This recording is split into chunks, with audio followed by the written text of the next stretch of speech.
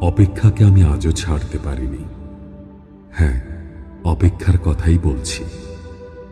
ভালোবাসার রক্তিম ধারালো স্নিগ্ধ ছোঁয়ায় এ হৃদয় থেকে এক এক করে ছেড়ে গেছে সব লোভ, হিংসা, ক্রোধ, অহংকার, স্বার্থপরতা, সবকিছু।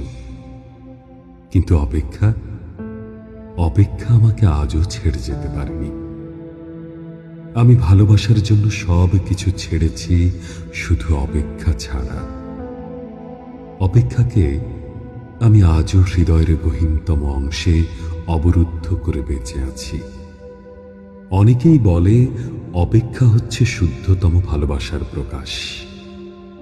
ভালোবাসতে সবাই পারে, কিন্তু সবাই প্রিয়তমার জন্য অপেক্ষা করতে পারে না।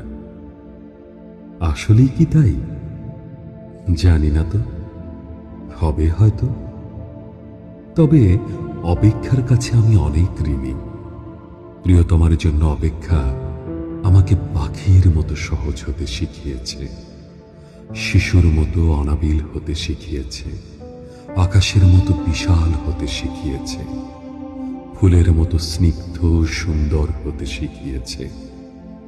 অপেক্ষা আমাকে সাগরের নীল জলরাশির মতো গভীর হতে শিখিয়েছে, প্রকৃতির মতো স্বচ্ছ হতে শিখিয়েছে, সোনালী সন্ধ্যার মায়াবী মৌনতার মতো নিবিড় হতে শিখিয়েছে।